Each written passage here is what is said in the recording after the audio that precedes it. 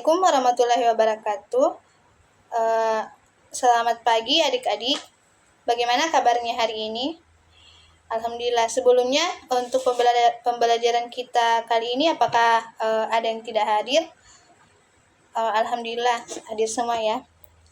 Nah, pada minggu lalu kita telah membahas mengenai tentang bangun datar. Di mana bangun datar itu ada segitiga, kemudian ada segi empat, dan masih banyak lagi. Nah, untuk materi kita pada pembelajaran kali ini yaitu mengenai tentang kekongruenan.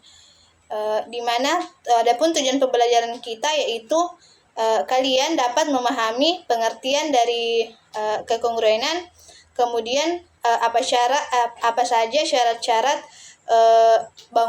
bangun datar itu dapat dikatakan kongruen, dan bagaimana kekongruenan dalam segitiga. Nah, sebelumnya ada yang tahu apa tuh kekongruenan? Nah, karena tidak ada yang tahu, di sini saya akan menjelaskan bahwasanya kekongruenan yaitu dua bangun ruang dikatakan kongruen jika setiap dua pasang titik yang bersesuaian pada kedua bangun berjarak sama.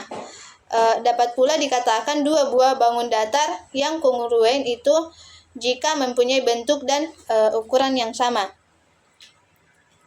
Nah, kesamaan ukuran tersebut dapat dinyatakan dengan setiap pasang sisi seletak sama panjang. Kemudian setiap pasang sudut seletak sama besar. Bisa dilihat pada gambar itu dapat dikatakan kongruen jika sisi-sisinya bersesuaian. Jika dilihat dari bangun datarnya, sisi yang bersesuaian yaitu AB dan JK, kemudian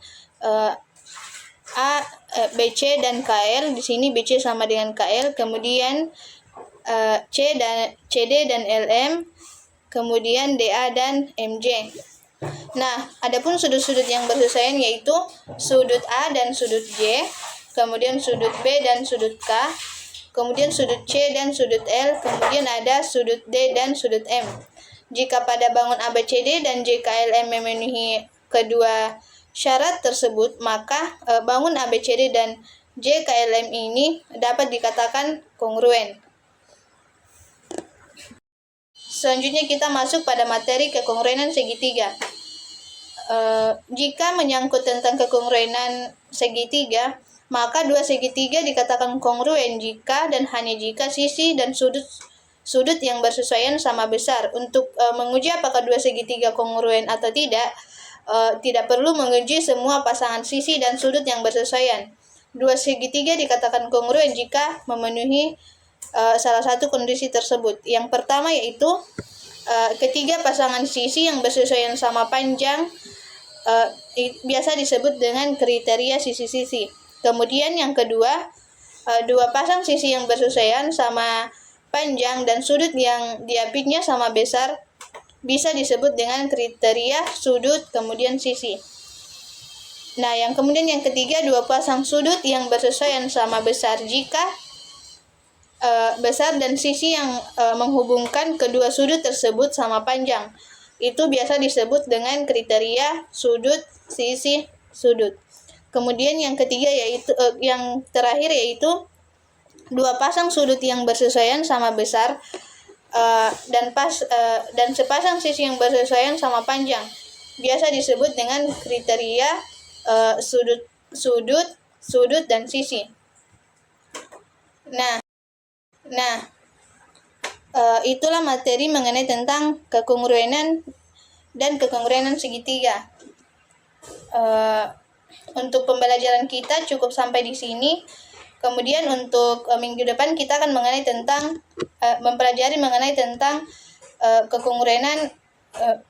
kekongruenan pada segi empat yang akan kita bahas pada pertemuan selanjutnya. Kemudian untuk tugasnya akan saya share di grup untuk dikerjakan dan dikumpulkan minggu depan. Nah, ada